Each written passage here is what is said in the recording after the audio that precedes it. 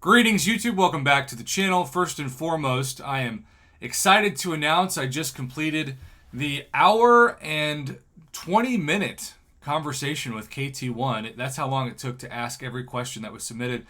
And he, as always, did not duck a single question, from what it's like to get criticized for being too negative against Kabam, to the state of the game, to his hopes for how to improve the mental health of the community, to even whether or not the game is structured and has the incentives to survive. I mean, everything was on the table, and he was thoughtful. He was very verbose in terms of his details, which I appreciate. And I was able to do something different for the first time in the interview series, which I haven't done for over a year. And that is, instead of having somebody call in, also claim your free crystals, kids, having somebody call in, I was able to do a split screen with his setup and my setup on Zoom and record the audio that way and post the video that way, which I think should be a better experience for people than just like staring awkwardly at my face while you listen to somebody's audio come through the speakers of my monitor. So maybe we have a new system for the interview series, even though part of the reason why I did this was because I am going to officially start the training for my promotion tomorrow. So I'm not going to have an hour and 20 minutes to interview anybody except on maybe the weekends like I did on Sunday. And so it may seem weird to have me talk about a week ago about how things on my channel are going to change subtly, but you just got to know that even if I'm putting out relatively the same amount of content, I'm doing 80% less time into the content than I have in years past, which also, of course, frees up that 80% of time for something else, especially my real job. With that being said, I made a goal with a little bit of a challenge from some friends. I made it a goal of mine. It's also a goal of mine to help out all the Alliance help.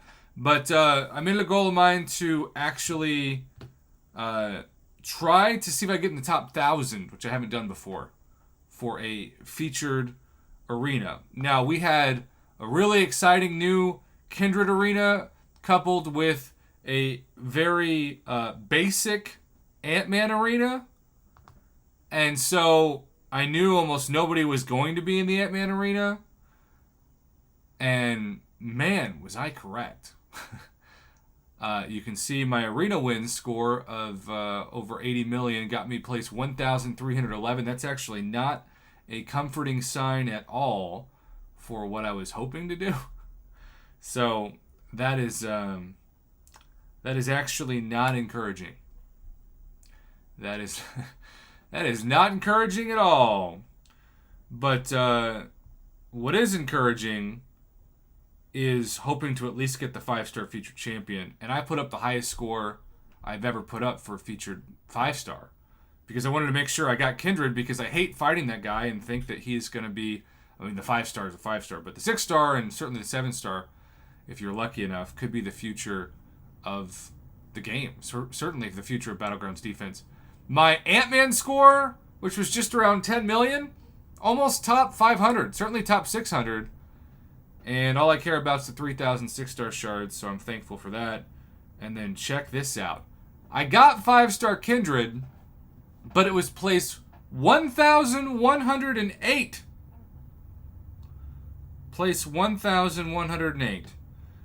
So when I look at the leaderboard, obviously that was what I was hoping to get, the 6-star.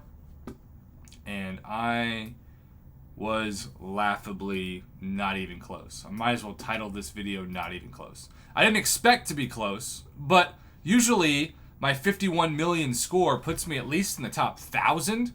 That's not close, but 1,100 means that the Kindred hype was real.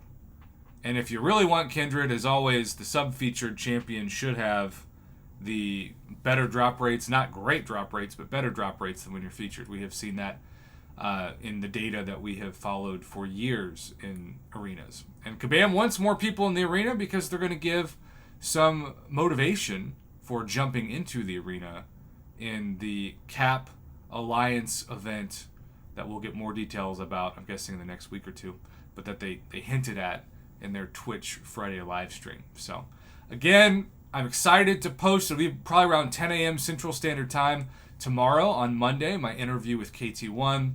It's a long interview, but it's a really, hopefully, good interview, and something that, because I ask so many questions and there isn't like awkward pausing between, I like to think it's sort of like a Christopher Nolan movie. It just goes so quick that the hour will go by fast. At least that's my prayer every time I combine my interviewing and journalism background with my love of the game. It's my favorite series on the channel. I'm sad I haven't been able to do it this year, and so it is exciting to, at least for one time, even though Rich the Man has agreed to an interview at some point as well. So hopefully I'll get to talk to him by the end of the year.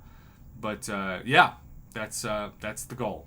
Thanks for watching, YouTube. Have a good one. As always, not even close.